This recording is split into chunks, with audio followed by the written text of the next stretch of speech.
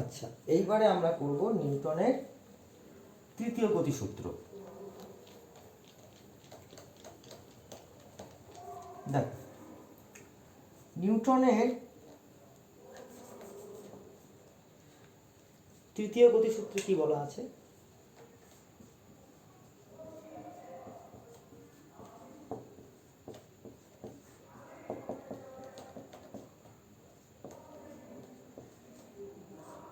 এখানে কি বলা আছে না, প্রত্যেক ক্রিয়ার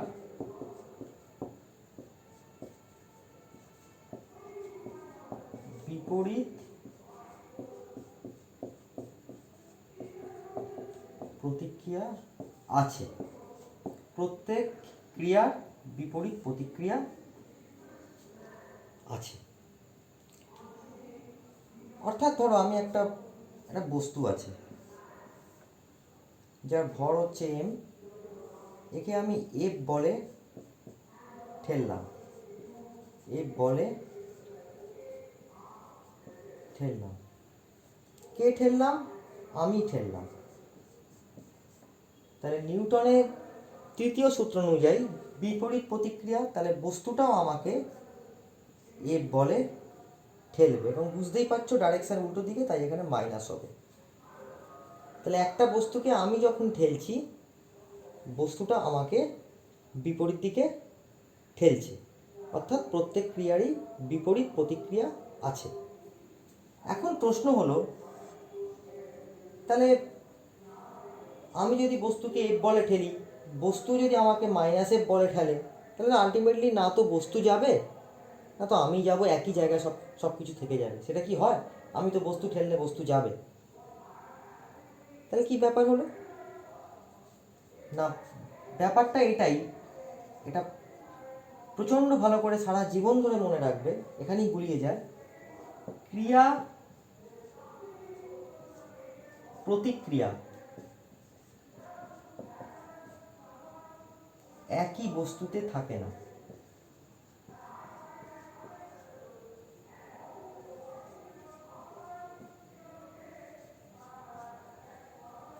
একই বস্তুতে থাকে না। এই যে আমি বস্তুটাকে ঠেলছি, তার মানে কি, আমার দেওয়া ক্রিয়া কার উপরে আছে? বস্তুর ওপরে আছে।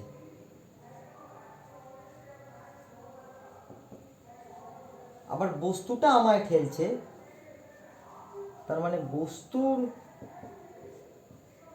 দেওয়া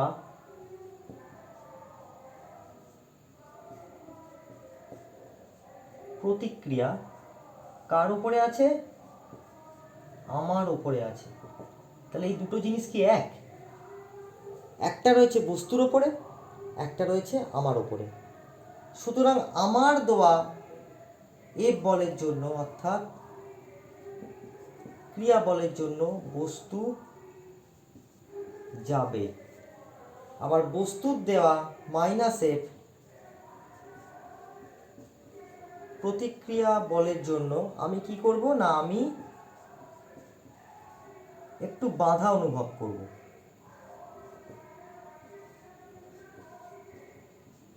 বাধা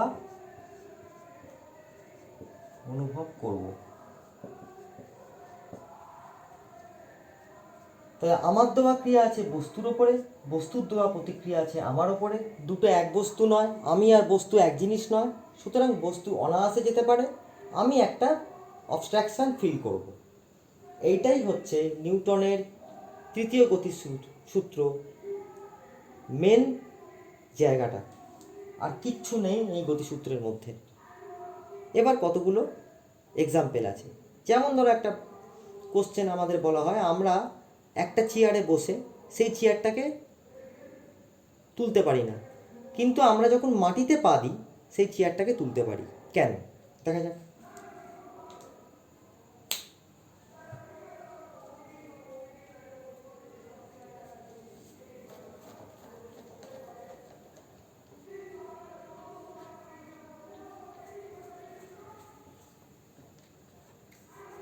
বেশ, আমরা একটা চেয়ারে বসে আছি, এই একটা লোক একটা চেয়ারে বসে আছে, তাহলে এইটা হচ্ছে চেয়ার, এটা হচ্ছে ম্যান। দেখো, যদি সে তার পা যদি মাটিতে না থাকে থাকে মানে চেয়ারটা আগে মাটিতে ঠেকে গেছে, তার পা তার থেকে শর্ট, তাহলে কি হবে, সে যতই চেয়ারটাকে হাত দিয়ে তোলার চেষ্টা করুক না কেন সে তুলতে পারবে না। তার কারণ কি, ম্যান অ্যান্ড চেয়ার দুটো তখন একই বস্তু। এই অবস্থায় ক্রিয়া প্লাস প্রতিক্রিয়া বল, ক্রিয়া প্লাস প্রতিক্রিয়া একই বস্তুতে পড়ছে, এই বস্তুটাতেই পড়ছে, ক্রিয়া প্লাস প্রতিক্রিয়া বল একই বস্তুতে পড়ছে, অর্থাৎ পয়েন্ট অফ কন্ট্যাক্ট আলাদা হচ্ছে না, মানে আলাদা আলাদা বস্তুতে পড়ছে না, অর্থাৎ ওড়বার কোনো সিনই নেই। এইবার ধরো মানুষটা লম্বা এবং তার চেয়ারের সঙ্গে তার পাও মাটিতে ঠেকে আছে, এই অবস্থায় এটা চেয়ার, এটা ম্যান। এই অবস্থায় মানুষটা যখন চেয়ারটাকে এফ বল দিচ্ছে, চেয়ারটাও তখন মানুষটাকে মাইনাস এফ বল দিচ্ছে, কিন্তু তার পা, মানুষটার পা চেয়ারের সঙ্গে মাটিতে ঠেকে থাকায় মানুষ আলাদা বস্তু, চেয়ার আলাদা বস্তু।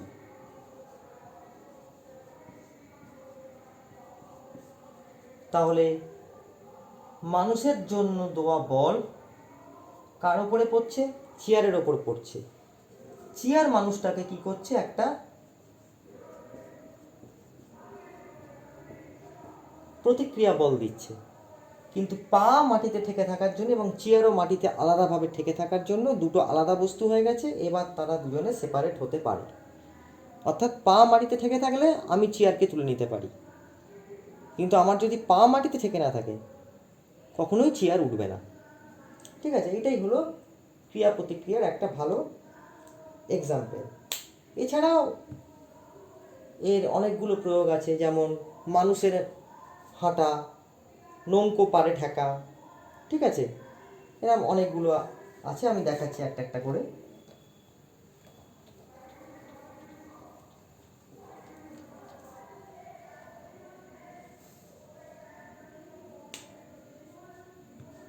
ধরো নৌকো যাওয়া, এক নম্বর এক্সাম্পল কি, নৌকা যাওয়া, সেটা কি বস্তু, এই একটা নৌকা আছে, এই একটা মানুষ তার উপর বসে আছে, মানুষ দাঁড় বাইছে, তার মানে এটা জল, জলের ওপর ও করছে কি, মানুষটা ক্রিয়া করছে, জলও তখন মানুষটার ওপরে বা নৌকার ওপরে, যেহেতু মানুষটা নৌকার ওপরে বসে আছে, ওই একই বস্তু হয়ে গেছে, একটা প্রতিক্রিয়া করছে, এই প্রতিক্রিয়া বলটা ওকে সামনে এগিয়ে নিয়ে যাচ্ছে। ঠিক আছে, তাহলে নৌকো এরমভাবে যায়। আমরা কেমনভাবে হাঁটি,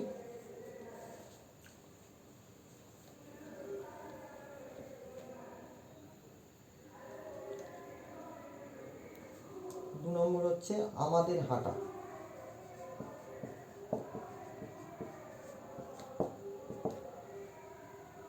ধরো আমাদের পা মাটিতে যখন বল প্রয়োগ করে, এটা আমার মাটি, আমাদের পা এরম তির্যকভাবে ধরো মাটিতে পি বল প্রয়োগ করছে। যে কোনো বলকে আমরা দুটো ভাগে ভাগ করতে পারি লম্বভাবে, তাহলে এই একটা, এই একটা, অর্থাৎ এই যে বলটা প্রয়োগ করছে পি, এটাকে আমি পয়েন্ট অফ কন্ট্যাক্ট থেকে দুটো ভাগে ভাগ করে নিলাম। মনে রাখবে এমনভাবে ভাগ করতে হবে দুটো ভাগ যেন 90 ডিগ্রি হয়। তাহলে এইটাকে আমি বললাম পি ওয়াই, এটাকে আমি বললাম পি এক্স। পি ওয়াই কী করছে আমাদের বুঝতেই পারছো, ওপর দিকে কাজ করছে লম্বভাবে, ওপর দিকে, মানে আমাদের ওজন কমাচ্ছে। আর পিএক্স এর বিরুদ্ধে কি কাজ করছে? ঘর্ষণ বল। মাটিতে ঘর্ষণ বল আছে, যদি পিএক্স গ্রেটার দেন ঘর্ষণ বল হয়, মানে এই বলটার মান বেশি, তখন আমরা সামনে এগিয়ে যাব। তাহলে কি হবে? আমরা এগিয়ে যাব। ঠিক আছে? আর যদি উল্টো হয়, পিএক্স লেস দেন ঘর্ষণ বল,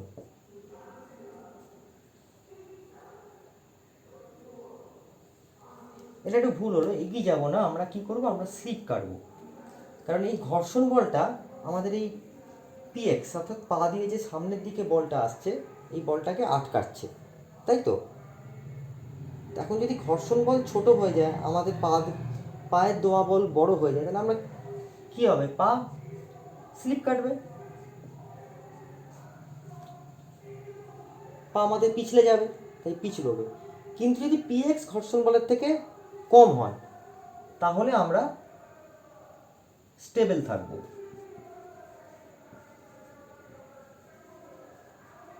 অর্থাৎ স্লিপ কাটবো না। যে জায়গায় খুব মসৃণ হয় বা কাদা থাকে, তখন ঘর্ষণ বল খুব কম হয়ে যায়, সেখানে আমাদের দোয়া বল অনেক বেশি বেশি হয়ে যায়, তখন আমরা পিছলে যাই। আর যদি আমাদের দোয়া বল কম হয়, ঘর্ষণ বল খুব বেশি হয়, যেমন রাফ মেজে, আমরা কিন্তু স্টেবল থাকি, আমরা এগিয়ে যেতে পারি, তখন পিএক্স বলটা সামনের দিকে এগিয়ে নিয়ে যায়। ঠিক আছে? তাহলে আমরা হাঁটি এমনিভাবে। এইবারে নিউটনের তৃতীয় গতিসূত্র থেকে, ঠিক আছে, আমরা আসতে পারি ভরবেগের সংরক্ষণ সূত্র। দেখো,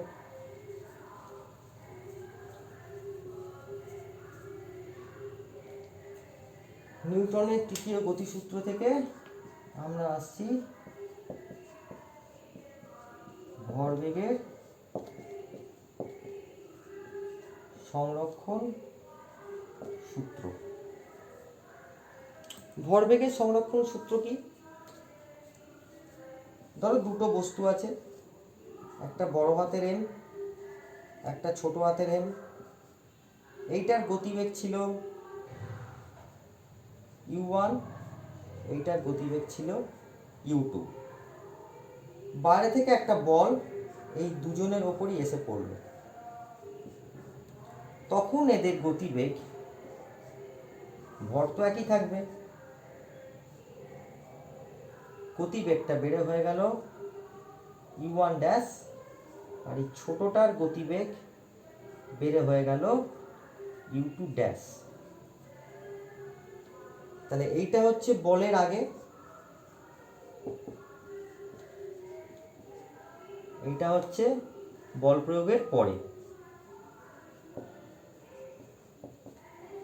ভালো করে বোঝো, দুটো বস্তু আছে, বড় হাতের এম আর ছোট হাতের এম। আগে শুরুতে ওরা u1 আর u2 গতিবেগে যাচ্ছিল, এবারে দুজনের উপরই একটা বল এসে পড়লো, সেটা p সমান বল, তখন ওরা u1টা হয়ে গেল u1 ড্যাশ, u2টা হয়ে গেল u2 ড্যাশ। বা আরেকটু সুবিধের জন্য আমি এটাকে বলে দিই v1, দরকার নেই ড্যাশ ফ্যাশ করে, এটা হয়ে গেল v2। তাহলে u1 কনভার্ট করলো v1-এ, u2 কনভার্ট করলো v2-তে। তাহলে এটা হচ্ছে বল প্রয়োগের আগে, এটা বল প্রয়োগের পর। তাহলে বল প্রয়োগের আগে ভরবেগ কত ছিল?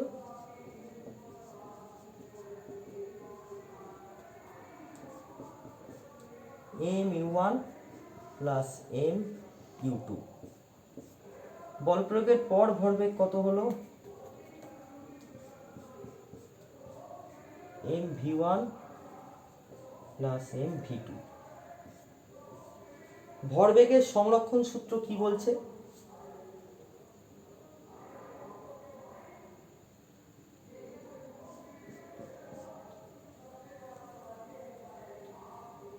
ঠিক আছে, এখানে মনে রাখবে ভরবেগের সংরক্ষণ সূত্র যখন খাটে, এই বলটা একবারই প্রয়োগ হয়, আর কিন্তু প্রয়োগ হবে না। অর্থাৎ এই পি বলটা ওয়ান টাইম, এটা ওয়ান টাইম। কন্টিনিউয়াস নয়, কন্টিনিউয়াস হলে ভরবেগের সংরক্ষণ সূত্র খাটবে না, জাস্ট প্রয়োগ হয়ে গেল। ঠিক আছে, তাহলে mu1 plus mu2 is equal two mv1 plus mv2, বল প্রয়োগের আগে এবং বল প্রয়োগের পর। ঠিক আছে, এইটাই হলো আমার ভরবেগের সংরক্ষণ সূত্র। এই ভরবেগের সংরক্ষণ সূত্র থেকে নিউটনের তৃতীয় গতিসূত্রকে আমরা ভালোভাবে প্রমাণ করতে পারি। দেখো, তাহলে ভরবেগের সংরক্ষণ সূত্রটা বুঝতে পেরেছো তো? ভরবেগের সংরক্ষণ সূত্র হচ্ছে বল প্রয়োগের আগে তার মোট ভরবেগের সমষ্টি, পরে মোট ভরবেগের সমষ্টি। এই দুটো সবসময় সমান হয়। সমান মানে আলটিমেটলি একই থাকে, ধ্রুবক। কিন্তু মনে রাখবে এই বলটা কন্টিনিউয়াস নয়, just one time, fraction of time এই বলটাকে টাচ করে ছেড়ে দিতে হবে। ঠিক আছে, বেশ, আমরা এবার ভরবেগের সংরক্ষণ সূত্র থেকে নিউটনের তৃতীয় গতিসূত্রটাকে প্রমাণ করব। দেখো,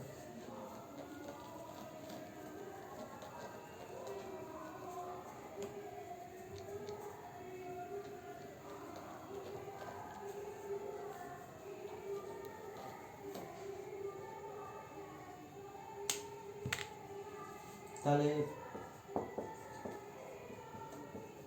ভরবেগের সংরক্ষণ সূত্র হতে পাই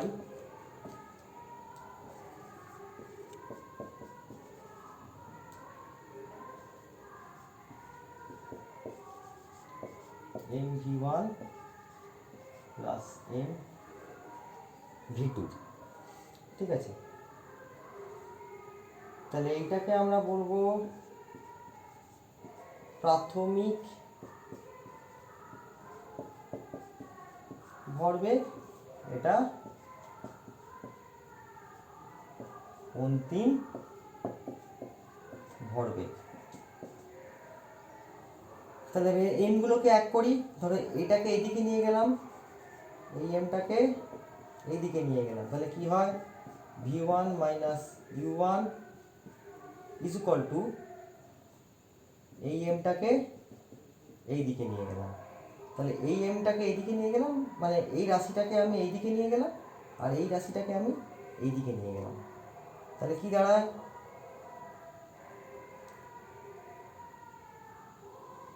যেহেতু দুটো আমি একই দিকে নিয়ে যাচ্ছি, তাহলে প্লাস হবে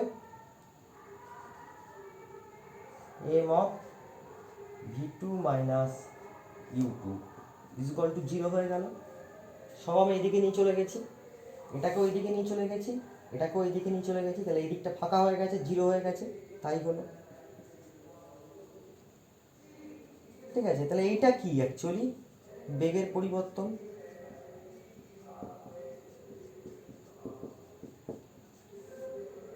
এটাও তাই।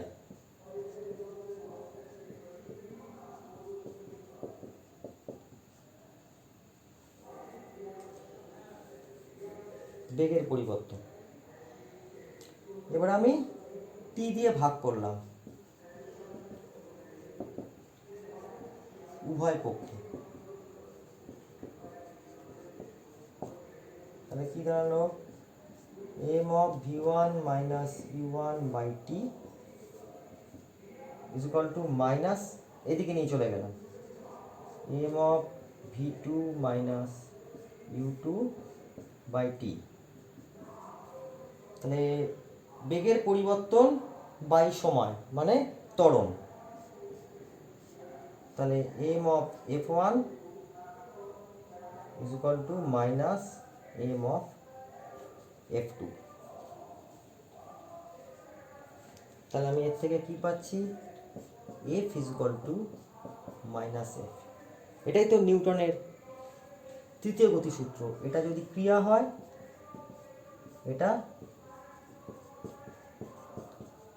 প্রতিক্রিয়া। এটা দেয় ভরবেগের সংরক্ষণ সূত্র থেকে নিউটনের তৃতীয় গতিসূত্র। তাহলে নিউটনের তৃতীয় গতিসূত্র আর কিছুই নয়, ভরবেগের সংরক্ষণ সূত্রের প্রয়োগ।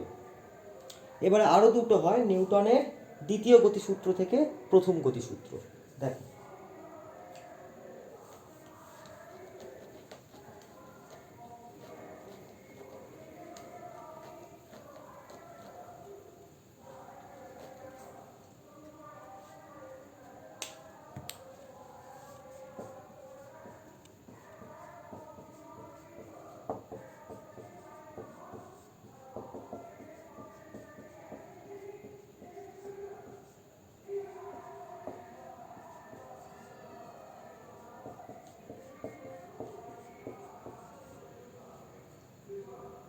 দ্বিতীয় গতিসূত্রে আমরা কি করেছি, P is equal to M into F. তাহলে এটাকে আমরা লিখতে পারি P is equal to M of V minus U by T. এই এফটাকে ভেঙে দিলাম, যেখানে ভি ইজ ইকুয়াল টু অন্তিম বেগ, ইউ ইজ ইকুয়াল টু প্রাথমিক বেগ, টি ইজ ইকুয়াল টু সময়। ঠিক আছে, এইটা মানে কি, পি ইজ ইকুয়াল টু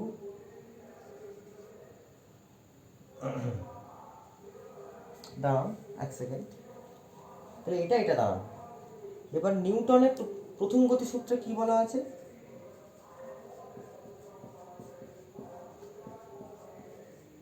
কি বলা আছে না, প্রথম গতিসূত্রে বলা আছে যে বাইরে থেকে বল প্রয়োগ না হলে, তাহলে পি ইজ ইকুয়াল টু 0। তাহলে M of V minus U by T is equal to 0। M not equal to 0, ভর কখনো 0 হতে পারে না, তাহলে V minus U by T is equal to 0। T not equal to 0, সময় কখনো 0 হতে পারে না, তাহলে V minus U is equal to 0। তাহলে কি পাচ্ছি, V is equal to U. অর্থাৎ এটা মানে কি, প্রাথমিক গতিবেগ ইজ ইকুয়াল টু অন্তিম বেগ, অর্থাৎ দুটো বেগই সমান। তাহলে বেগের কোনো পরিবর্তন নেই। এর থেকে আমরা কনক্লুশন টানতে পারি বেগের কোনো পরিবর্তন নেই। এইটাই তো ফার্স্ট ল, নিউটনের দ্বিতীয় গতিসূত্র থেকে প্রথম গতিসূত্র, এইটাই মানেই তো ফার্স্ট ল। তাহলে এইটা থেকেই আমরা ফার্স্ট লটা পেয়ে গেলাম। ঠিক আছে, এবারে আমাদের একটা বাকি আছে ভরবেগের সংরক্ষণ সূত্র, যেটা আমরা করলাম সেটা প্রয়োগ। ঠিক আছে, ভরবেগের সংরক্ষণ সূত্র প্রয়োগ দেখা যাক।